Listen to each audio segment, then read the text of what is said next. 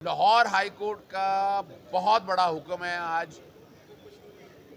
Lahore high court کی chief justice عالیہ نیلم صاحبہ نے آج تک پروونشل نیشنل آئیڈینٹیفیکیشن لسٹ سے PNI لسٹ کہا جاتا ہے، اس میں لوگوں کے نام ڈالے گئے ناموں کی تفصیلات مان رہی۔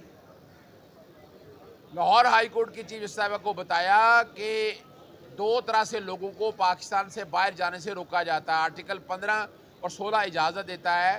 ایک ہے پاسپورٹ کنٹرول لسٹ، PCL کہا جاتا ہے، دوسرا ECL ہے، ایگزٹ کنٹرول لسٹ، جو ایگزٹ کنٹرول آرڈیننس کے تحت ہے۔ 2018 میں جو یہاں سمگلنگ ہو رہی تھی،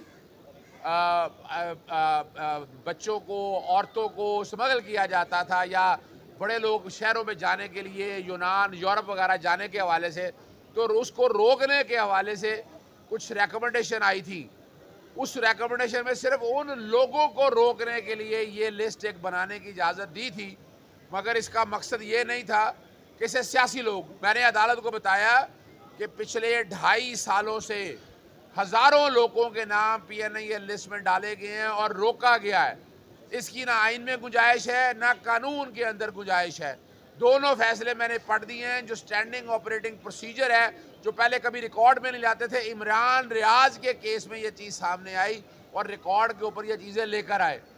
یہ بنیادی حقوں کی خلاف ورزی ہے۔ عدالت نے سرکاری وکلا سے پوچھا، انہیں بتایا اور انہیں پھر ڈائریکشن دی کہ آپ آج تک کتنے، یعنی یہ جو لسٹ میں دیکھنا یہ ہے کہ کتنے سیاسی لوگوں کو ڈالا گیا ہے۔ اس لسٹ کے اندر کون سے لوگ ہیں جو ہیومن ٹریفکنگ کے حوالے سے یا سمگلنگ کے حوالے سے ہیں۔